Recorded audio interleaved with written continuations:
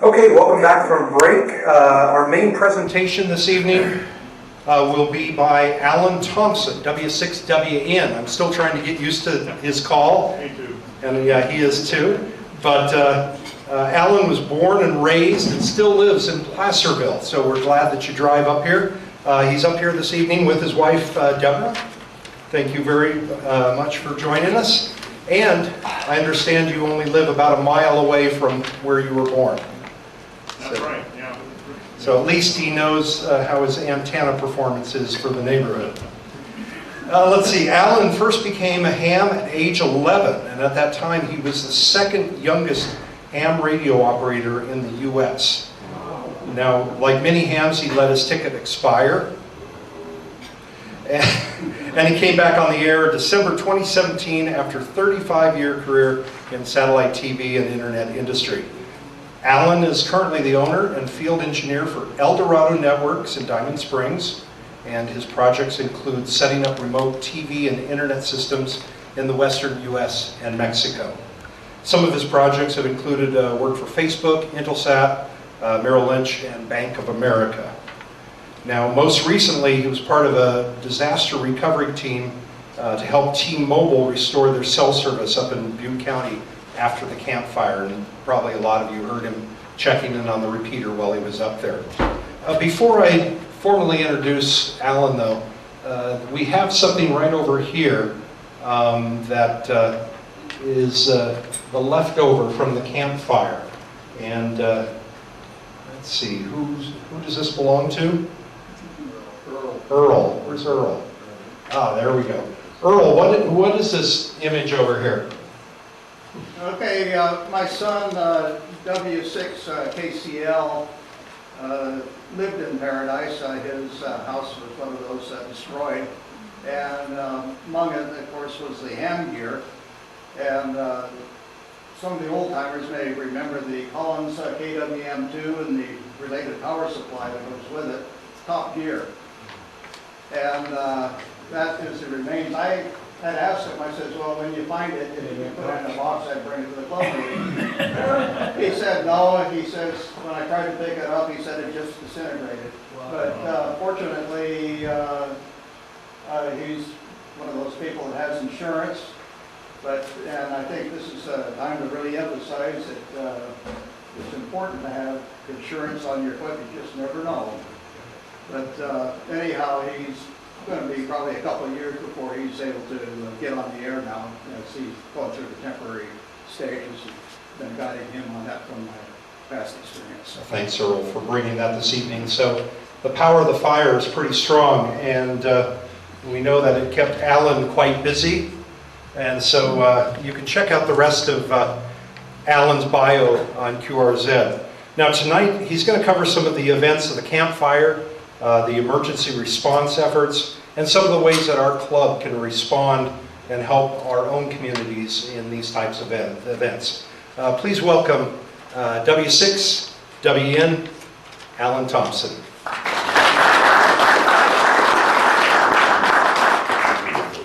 All right, yeah, I was part of a team of 4 technicians that were called up to Butte County to do disaster recovery after the fire, specifically for T-Mobile to get their cell phone towers up and running. They lost 10 towers on the first day. In fact, actually in the first few hours of the campfire. And the reason that they lost those towers was because, well, A, the power went off. That took out some of them. And B, the internet went down because they were all on fiber optic cables, and the fiber optic cables were above ground. Where Paradise sits, it's kind of a volcanic knoll that's in between 2 ravines. So it's pretty hard digging up there, so they don't have a lot of stuff that's buried. I didn't have a lot of time for radio while I was there. I did monitor the local 2-meter repeater and heard some pretty interesting stuff there. The fellows that own that repeater, W6SCR, it's the Butte County Sheriff's Communications Reserve Group, and they actually maintain the repeater and they maintain the radios. And they had loaned the radios out to the local animal rescue efforts. So while people were searching for bodies and clearing debris and putting power lines back up, there was a whole other group of people that were up there rescuing animals. And surprisingly enough, even though the devastation was pretty total, there were quite a few animals that they found. Cats, dogs, horses, goats, pigs. So they did some magnificent work up there. And the radio, what was interesting, and Greg was aware of this too, is that they weren't IDing on the radio. They just had teams, and they had a net control, and they would check in and say, well, we located a cat at the cemetery, and they'd say, okay, well, we'll send a team up there. But nobody was ever IDing. The Sheriff's Reserve, the Communications Reserve people do have licenses. Most of them are ham radio operators. And they had sent a letter off to the FCC to get permission to do this. So they told them what the circumstances were, it's a state of emergency and so on and so forth, and there would be unlicensed operators that would be using the repeater, but under the 24/7 direction of a licensed operator. So they did try to clear the bases before that, but it was kind of interesting to hear that go on for all day long without anybody IDing. I'm not gonna go through a lot of slides of damage up there in Butte County. There's a lot of that stuff online. You can see more than you ever want to see. I'm going to use a few slides maybe to illustrate some of the things that we saw and that were associated with what we were doing. But first, let's start with some statistics here. This is going to work. Okay, so this is kind of overall. 153,000 acres burned, 18,800 residences, commercial buildings, and structures destroyed. 50,000 residents were displaced by this. 11 to 13 billion was the damage estimate as of a couple of weeks ago. It may be higher now. And 86 lives were lost. And it's that last figure that really hurts. We can rebuild communities, we can rebuild houses, but we can't rebuild people. So when they're gone forever. And I don't know that a fire that was this severe and this destructive and this rapid could ever be prevented from taking some lives. I mean, people just did not have a lot of time. And it wasn't like Butte County didn't have a disaster mitigation or disaster emergency plan to get people out of town. They did. They had a plan. They had a fire that was in 2008, and the fire burned right up to the edge of Paradise. And they realized from that fire that they only have so many exits out of town. And that if everybody tried to evacuate all at the same time, the roads would get clogged. And it would just be chaos. So they came up with a plan where they had a kind of a zoned approach, where they would evacuate people in zones, and the other people were supposed to stay in place. The problem was that the fire moved so quickly that it overwhelmed that plan. And they pretty quickly realized it wasn't working, and so then they had to basically do a pivot and start evacuating more people than they had expected. So that caused some of the problems with some of the traffic jams that happened there. I'm going to do a timeline here, and actually the fire was on Thursday the 8th, but it really kind of has some roots a couple of days earlier. PG&E had notified 70,000 customers that they might shut down the power, and this was in 9 different counties, including Butte. And this is because there was predictions that the winds were going to be high and conditions were very dry. We've already experienced some of the power outages that they've already had to do in this area. So they were just letting people know. They never did shut off any power. And then this is one of their 150,000 volt lines, 115,000 volt lines. And they don't shut those lines down in the event that there is any kind of a problem, because those lines service too many people. And they have to negotiate with like Cal ISO to be able to shut that kind of power off. On Wednesday, they contacted the owner of Polga. Polga is like a little old gold mining town. It's about 8 miles from Paradise that this person bought. And she turned it into kind of like an artist commune. So there's maybe about 30 houses there, and not a lot of people, and they don't have any phone service. They don't have any cell service. They have one landline phone. And they don't really have any internet service either, because the owner wanted to give people a place where they could get away from all that and kind of disconnect. But anyway, she got an email, she was out of the area when this happened, that they wanted permission to get onto her property, and she said, sure, go ahead. At 6:33 a.m. on Thursday, November 8th, a fire under 115 kilovolt power lines was first reported by a PG&E worker at the Rock Creek Powerhouse. And he said that it was in an area of fairly steep canyons. At 6:43 a.m., just 10 minutes later, the first CAL FIRE units arrived on the scene. They reported that the fire's location under the transmission lines was up a steep canyon and pretty difficult to get to. At 6:45, Captain Mike McKenzie was the first responder on the site. He probably saved some lives because he immediately got on the radio and said, we've got the makings of a major fire here. He called for them to send everything they could throw at it, get some teams out there, get some bulldozers, get crews working on it, and also to look at a possible evacuation of at least Polga and probably Concal, which is the next closer town to Paradise.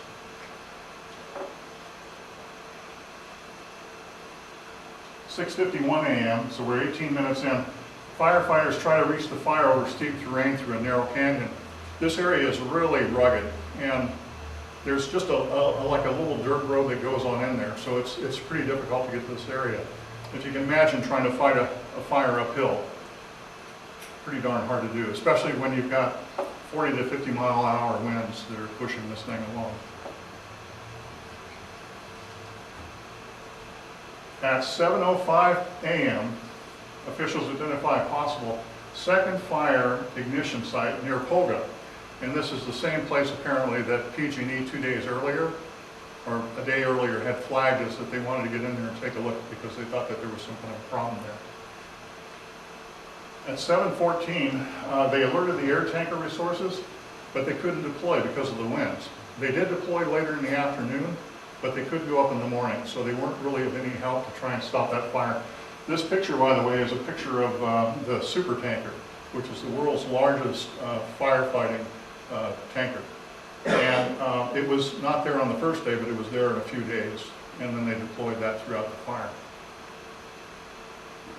7:23 a.m., the first evacuation order is for Polga is tweeted by the Butte County Sheriff. And remember, Polga doesn't really have any internet. They don't really have cell phones. So probably nobody there even got that message.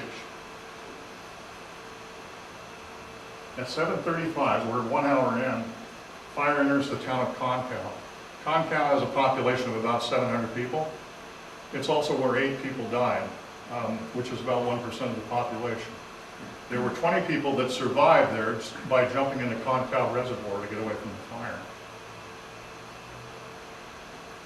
7:46, the campfire reaches the extreme northeast edge of Paradise. This is 1 hour and 13 minutes into the fire. That's not a lot of time.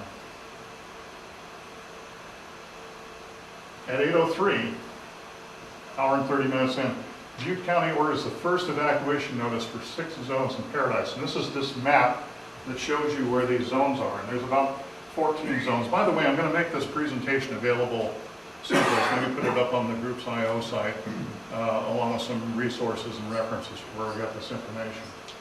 But this is a map that they had printed up, and it was distributed throughout the community so that people had information about how to evacuate. And on one of the brochures that they had, they told people, stay in place. If you don't get an order to evacuate, then just stay where you are.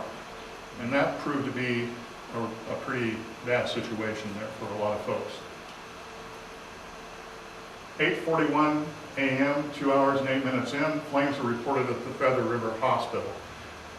The Feather River Hospital sits up on the ridge that looks down into the Feather River Canyon, and right there at the edge of that canyon. And the fire was moving so quickly that it was actually jumping across the canyon because of the cloud of embers and sparks that were coming off the fire. So it wasn't the fire itself that burned down to the river and then jumped over the river. It was the sparks further up the canyon that blew clear across the canyon and set the other side on fire.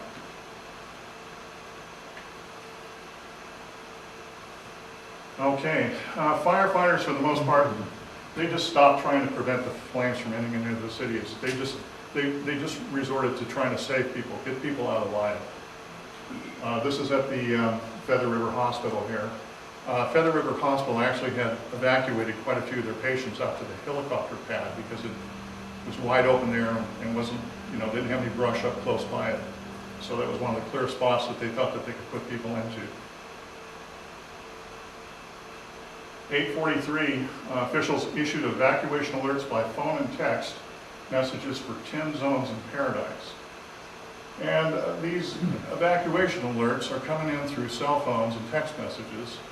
And if you don't have access to a cell phone or you don't have it charged up, or in the case of some people, the cell phones weren't working, you did not get these messages.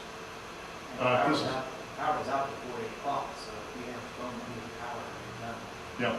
Yeah. And remember, there's 14 zones. They sent notifications to 10 of them.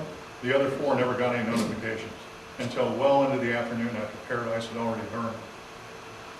8:45, first major traffic jam was reported on Pence Road.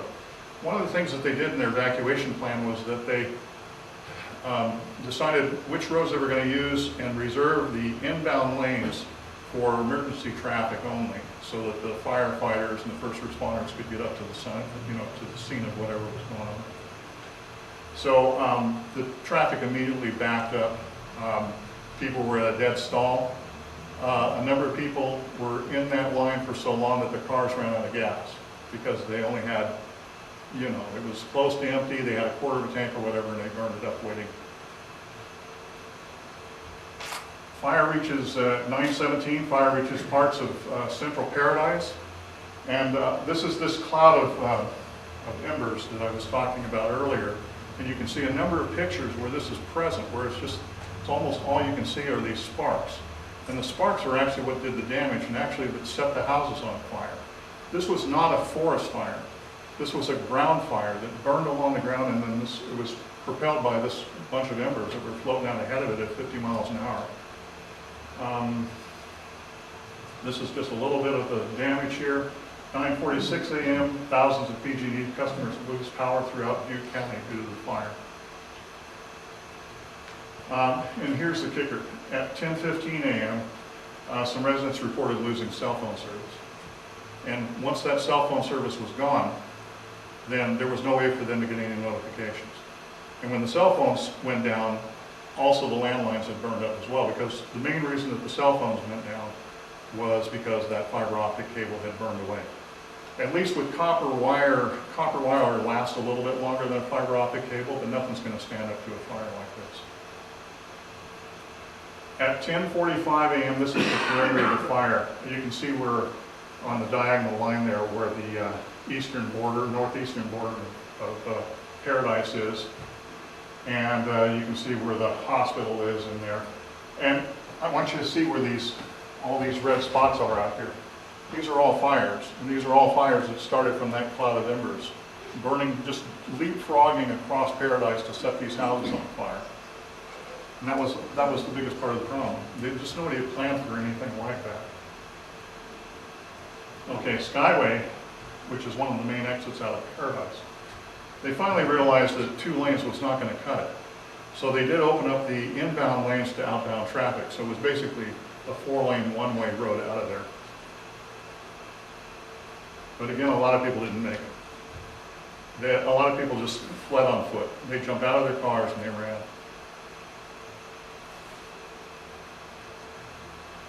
That stuff that you see on the ground, that's an aluminum engine block.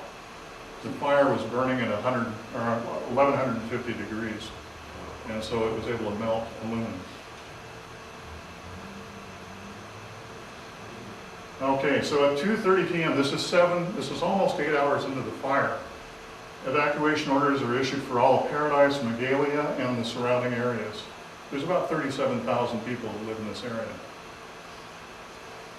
At 6 p.m., the red border, that's the campfire perimeter. The fire had burned that far, all the way through Paradise. The orange border is where the fire was that's where it finally ended on the 25th of November, 17 days later.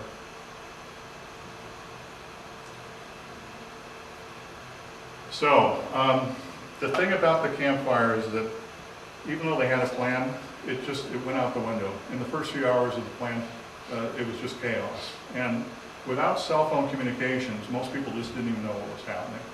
So that was a major single critical point of failure in this whole thing, was everybody depending upon cell phones. And I mean, we all have them, we all use them, we all depend upon them, but we don't, and we take them for granted. We don't realize that without those cell phones working, you know, we're just cut off. We don't have any other form of communication, especially in a disaster like that.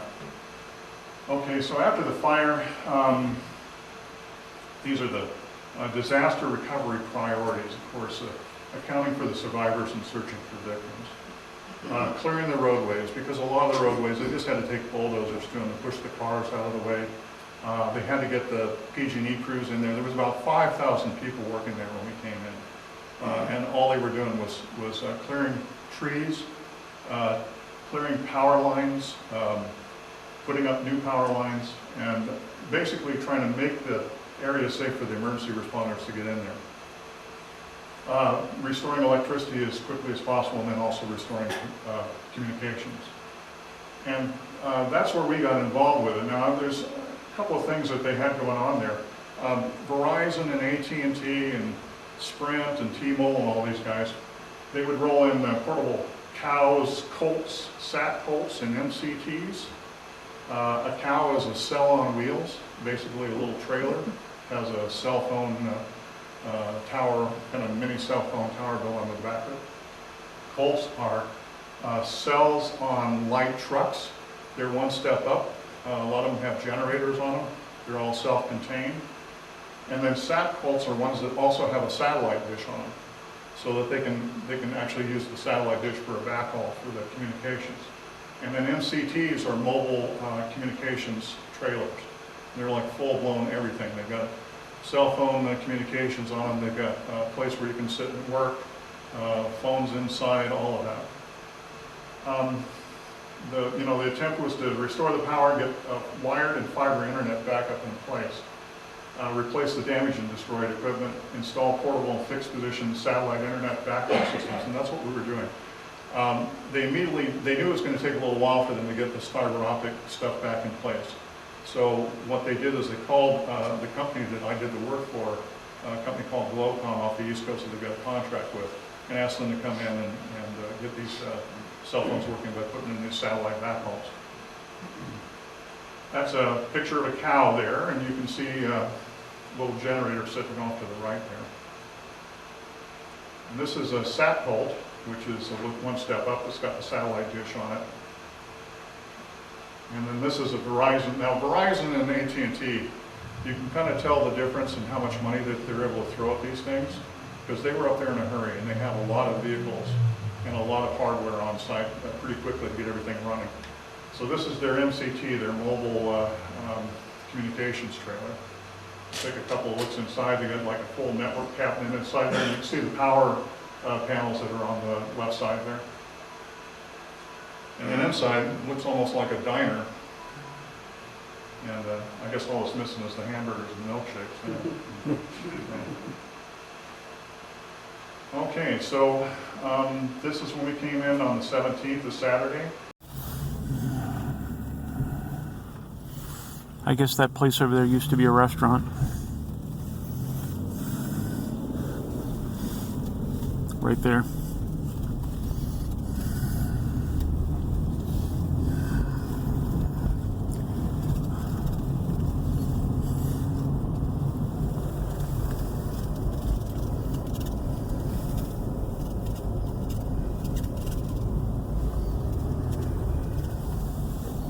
It'll be a right turn in about half a mile.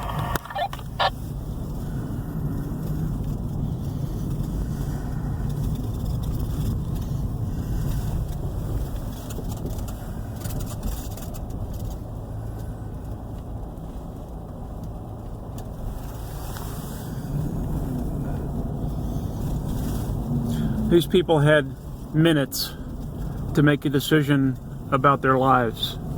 Like minutes. Once they got the word. And then the fire hit and consumed everything. Whew. Couldn't see this last night, but it's just basically acres and acres of ash piles where this town used to be.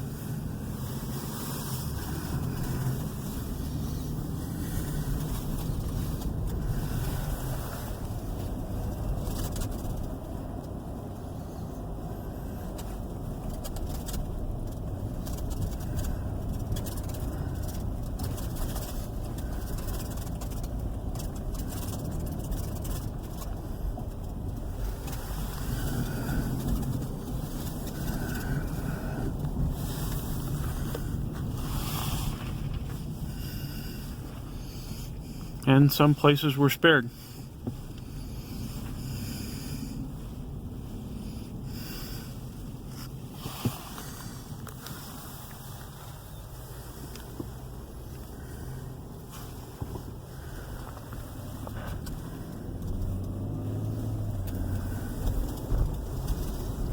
And then you have lots like this that the only thing standing is a chimney.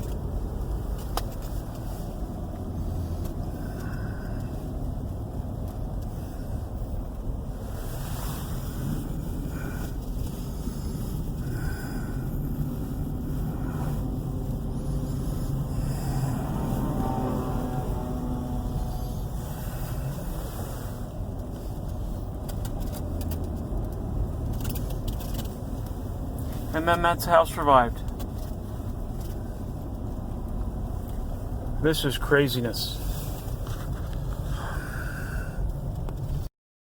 This is where we're doing the ground calls.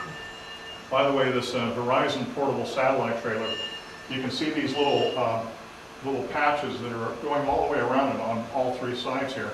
Those are all campaign patches from where this trailer's been. The first one was from 1996 with Hurricane Fran. So this thing has been around, and it's got a lot of miles on it. Had about 40 of these patches all the way around. I wish we'd have got a couple of closer shots because I can't quite read the printing on there. I tried to blow it up in Photoshop and I just couldn't do it. A question. Yeah. The MCT that you showed with all the diner chairs, what was that set up for? Who was it set up for? It was set up for mobile cell phone communication, so you actually could walk in there and make phone calls and sit down at those chairs. And it was just emergency responders because nobody was allowed, none of the residents were allowed into Paradise again until I think December 15th is when they finally opened it back up, and that was only the residents. But it was for emergency workers to, you know, call home or do whatever, or for just all the people that were just trying to coordinate efforts up there. Looks like I've got a couple of blank slides. Okay, this is we were putting up a satellite internet system in the first location. Ran pretty late, we were there about 9 o'clock at night. That's a picture of the moon, by the way, and it was orange for a reason. The air was just toxic. We all had to wear, not just little dust masks, we had to wear respirators, paint respirators, because it was so foul because of all the stuff that was, you know, burned up in these houses. And I'm missing another slide here. Anyway, Feather River Hospital. I'm missing a lot of slides. Okay, let's talk about some evacuations. And basically, I didn't want to spend a whole lot of time talking about what we were doing there, because I don't think that's really the most interesting part of this and the most important part of it. I mean, we were just there. We were one of, 4,000 or 5,000 people that were there working. And it was not a very pretty place to be. 38,700 people lived in those areas, only 4 main roads out of the area. These are all evacuation failures that they just couldn't overcome with any kind of a plan that they had. A zoned evacuation plan that said it all at once. Some of the inbound lanes are initially reserved for emergency traffic only. We talked about all this. And some of the residents just simply weren't able to evacuate in time. I'm actually amazed that they didn't lose more people. Astonished. I mean, there were some people that drove down dead-end roads and couldn't get back out of them and died in their cars. Emergency, and this is communications failures, and this is what I want to really focus on. Emergency alerts failed to reach 94% of the residents in some areas, and on a minimum, the failure rate was 25%. They were using this Code Red system. Code Red is an opt-in system. If you don't opt into Code Red, you're not going to get the notification. And only 25% of residents had even opted into that system. Code Red messages reached 16,000 phones, but they failed to reach another 10,000 phones. Wireless emergency, also there's the National Wireless Emergency Alert System, WEA, and the Amber Alert System, and they didn't use either one of them. And they were asked why, and I think it was just a matter of the amount of time that they had to think about these things. They just didn't have enough.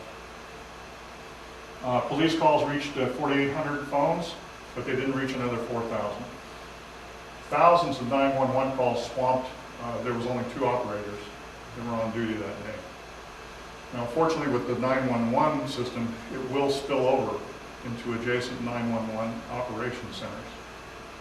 By 11 a.m., all of the phone and internet service was virtually wiped out, and authorities used bullhorns going through the neighborhoods to, plead with people to evacuate. More than half of U.S. households and more than 70% of adults renting homes, they rely on cell phones. They don't have landline service. 17 cell towers were disabled on November 8th, and most were disabled within the first few hours of the fire. Surviving towers became overloaded with traffic. I asked the question about how many calls can a cell phone tower handle, and I got answers from anywhere from 30 to 3,500. It just depends upon the area that they're located in and how much equipment is in there.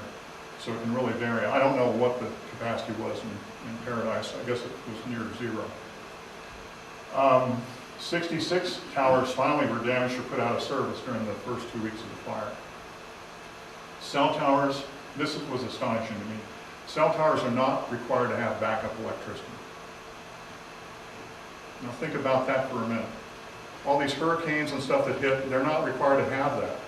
But government has made attempts to try and get to legislate this into place, but the cell phone companies have fought this for years, ever since 2007. And they maintain that it's the cost. It's $15,000 per site on average, and they just don't want to spend the money. They're also not required to have backup internet. Now, in the case of the power, I will say that a lot of the places that we worked at in Paradise did have generators on site. But that wasn't enough. If the internet's down, they'd have no way to do their backhaul. And this is a map of the towers that are around, how many towers are right there in the area, about 30-mile radius of Chico. Okay, this is where we get to kind of the nitty-gritty. How does this affect us? Our own communities are at risk here. CAL FIRE has classified 187 California communities as being in a very high fire hazard severity zones. Auburn, Colfax, Grass Valley, Nevada City, Placerville, and Jackson are in very high fire hazard severity zones. The same kind of zone that Paradise is in. Nevada County is in the top 5 of all the counties in California, the highest risk. Many counties have implemented Code Red, but again, opt-in only ranges from 10 to 46%, depending upon which county you're in. Amber alerts are limited only to 90 characters, and that's not enough to describe where a fire is or where to go. El Dorado County is at risk. Again, it looks like some of my maps didn't make it. This is Placerville. This is a map of Placerville showing the highest risk areas in red. And so that's pretty much all of Placerville. This is Nevada City. Also all in red. Placer County, a little bit better. That's Auburn, eastern side of Auburn is at serious risk. And this is Colfax. Anybody live in Colfax? Okay. And this is Grass Valley. Again, red areas, highest risk. So I hope I'm scaring you, because I was scared looking at this. When I was up there looking at all this stuff, I was thinking, this could happen anywhere. This could happen here. But I didn't realize until I started studying this how easily it could happen. Factors putting us at risk. More than half of us haven't signed up for official evacuation alerts. Has anybody in here signed up for official evacuation alert? 25% maybe? We don't practice our escape routes, or maybe there aren't any in some areas. Maybe it's just you're on a cul-de-sac or whatever and there's one way out. Parked cars, crowd narrow streets. You know, I never realized why there were all these no parking signs along a lot of major routes.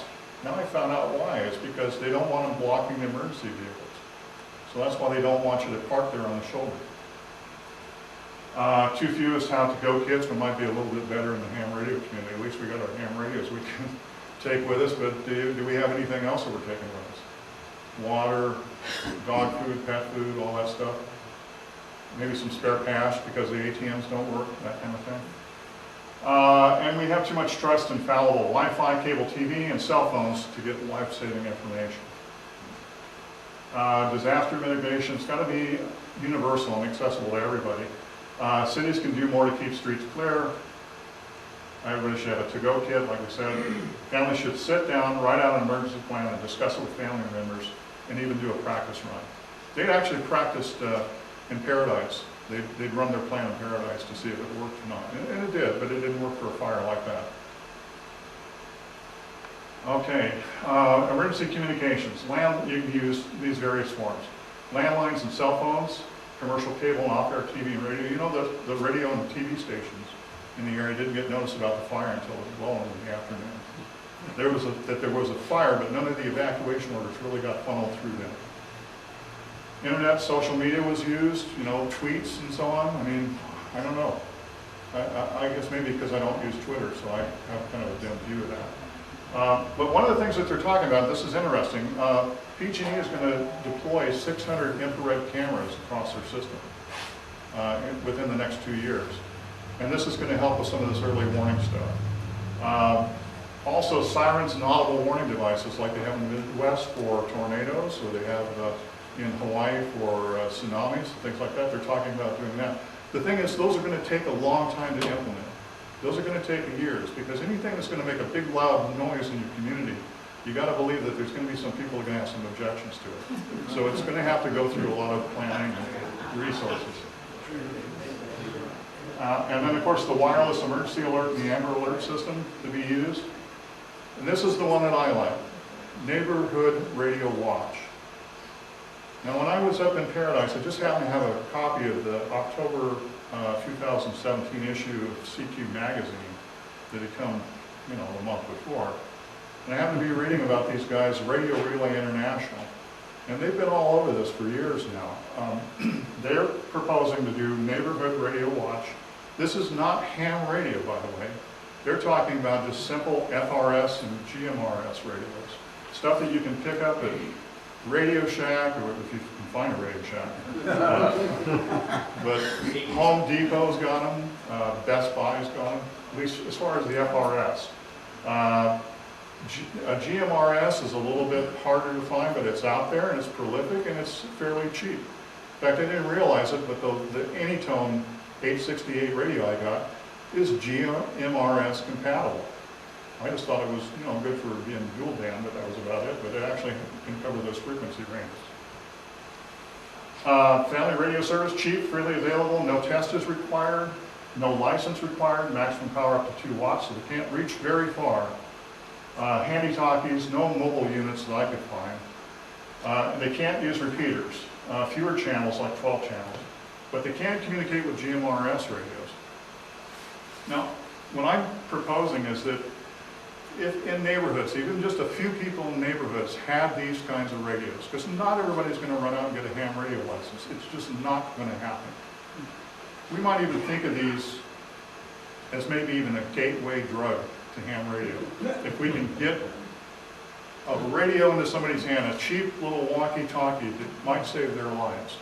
They could use this for talking to their neighbors about the usual kind of garbage, but also stuff like, is there a prowler in the neighborhood, et cetera, et cetera.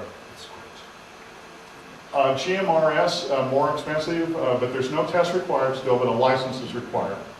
It's $70 and it's good for 10 years. Maximum power is up to 50 watts. Now the handy talkies don't have that kind of stuff. It'd probably burn your ear off if it did. But you can get mobile units that'll do 40 and 50 watts. And Midland makes some pretty good ones. They can use repeaters, and I didn't think there was anything like that, but there apparently are GMRS repeaters, and there's some in El Dorado County. And there's some here in Placer County as well. More channels, including the FRS channels, and they can communicate with FRS radios. Neighborhood Radio Watch is proposed by Radio Relay International. There are some CERT affiliations, and it turns out that the Sheriff's Office in El Dorado County is a certified group. So they've got and if you don't know what CERT is, that's Community Emergency Response Teams. This would be something that could be proposed through churches, schools, scout troops, Orion, civic organizations. Lots of different ways that this could be promoted. But it would take ham radio operators. There'd need to be a lead person to make this kind of stuff happen. Ham radio clubs are going to be key to helping to get this thing promoted. And it's not an end-all solution. It's just one piece in the whole puzzle of how do you get the word out to people and give them a little bit more notice about how to get out alive. And I'll post some references and resources up online. So thanks, everybody.